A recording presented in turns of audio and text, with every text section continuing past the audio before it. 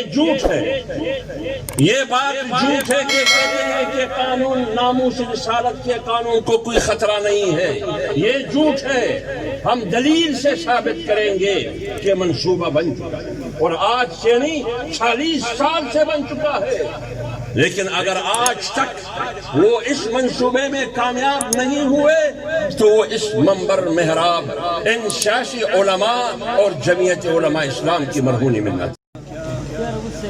عالمی مجلس تحفظ ختم نبوت کے لیے یا جمعیت علماء اسلام کے پاس عام مسلمانوں کو اکٹھا کرنے کے لیے کوئی سیاسی نعرہ نہیں ہے۔ ایک مذہبی نعرے کو بنیاد بنا کر لوگوں کو اشتعال دلاتے ہیں، مذہب اور مذہبی کارڈ کا استعمال کرتے ہوئے معاشرے میں نفرت اور فساد، انتشار اور نفاق پیدا کرنے کی کوشش کی جا رہی ہے۔ لہذا نہ ختم نبوت کو کوئی خطرہ ہے، نہ ختم نبوت کی قانون کو کوئی خطرہ ہے، نہ ناموس رسالت کو کوئی خطرہ ہے، نہ اس قانون کو کوئی خطرہ ہے، نہ شاعر اسلام کے لیے کوئی خطرہ اور چیلنج ہے، اور نہ صحابہ کرام کے لیے۔ تو پھر مولوی کمر باندھ کر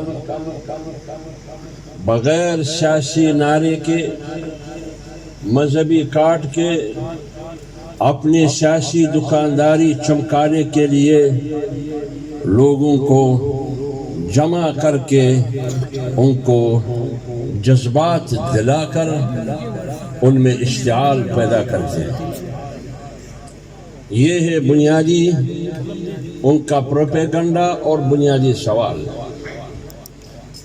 ہم پوری دنیا کو، دنیا کی انسانی حقوق کے اداروں کو، بین الاقوامی انصاف کے اداروں کو دعوت دیتے ہیں کہ آئیے ہم بات کریں اس پر کہ کیا اسلام انتہا پسندی کا مذہب ہے یا اسلام ایک امن کا علم بردار ایک نظام ہے۔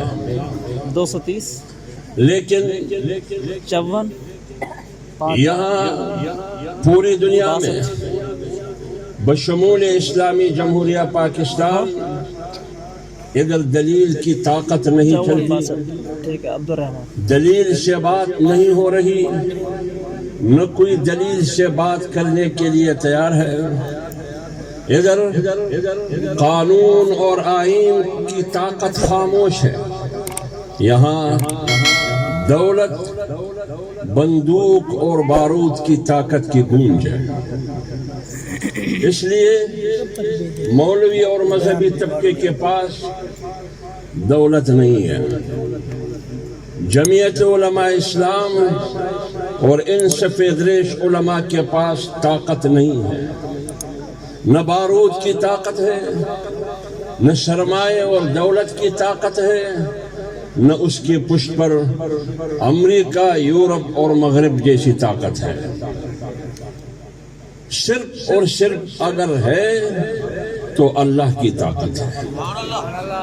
اور یہ جو ہم چٹائی پہ کھڑے ہو کے واشنگٹن کو للکارتے ہیں، ہم لندن کو للکارتے ہیں، ہم برلن کو للکارتے ہیں، یہ بارود کی طاقت اور دولت کی طاقت کے بلبوتے پہ نہیں، یہ ایمان کی دولت اور طاقت کے بلبوتے پہ۔ آپ بارود کا استعمال کریں۔ آج میں سفر میں تھا، سوشل میڈیا پر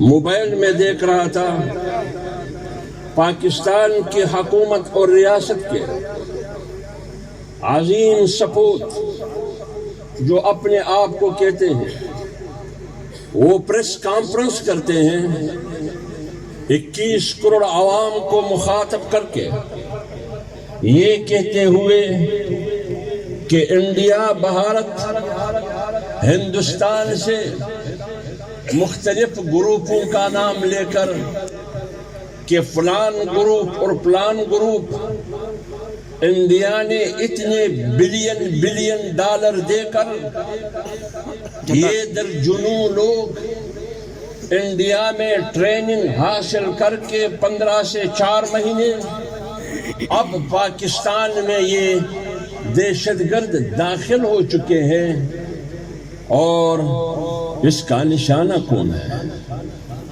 کہتے ہیں اس کا نشانہ ملک کے علماء اور دیگر شخصیات ہو سکتے ہیں۔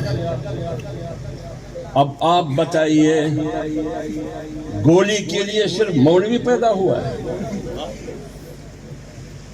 یعنی آپ کسی اور شخصیت کا نام نہیں لے سکتے، کسی سیاسی شخصیت کا نام نہیں لے سکتے، یہ نہیں کہتے کہ سیاسی شخصیت، یہ نہیں کہتے کہ سماجی شخصیت، یہ نہیں کہتے۔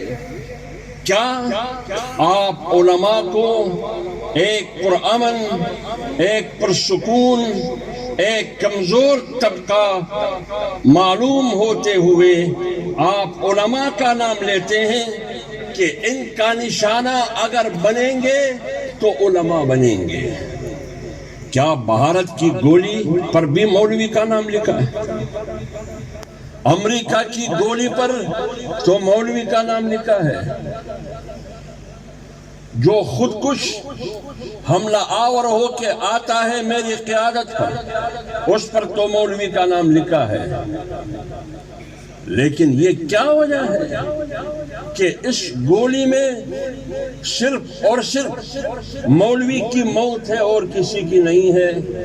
لہٰذا میرے بھائیوں، میرے دوستوں، علماء کرام، آپ کے مارنے کا فیصلہ ہو چکا ہے۔ یہ ہم آج سے نہیں کہتے، یہ ہم ہمیشہ کہتے ہیں۔ اور گولی حافظ حمداللہ اور قاری یاسین اور ڈاکٹر عادل میں فرق نہیں کرے گا۔ گولی ایک ہی گولی ہوگی، اس پر میڈ ان بھارت لکھیں گے، اس پر made in U S A لکھیں گے، اس پر میڈ ان پاکستان لکھیں گے، جو بھی آپ لکھیں گے، لیکن وہ گولی یا میری جسم میں سرایت کرے گی، یا ڈاکٹر عادل جیسے لوگوں کی، یا اسلم شیخ و پوری جیسے لوگوں کی، یا مولانا شیخ حسن جان جیسے علماء کے، یا مولانا معراج الدین جیسے بزرگوں کی، یا ڈاکٹر خالد محمود سومرو جیسے لوگ۔ علماء نشانہ بن سکتے ہیں۔ کیا ریاست اور حکومت کی ذمہ داری صرف اتنا ہے کہ وہ ہمیں اطلاع دے کہ مارنے والے گھس گئے ہیں؟ اچھا، مارنے والے گھس گئے تو پھر ہم کیا کریں؟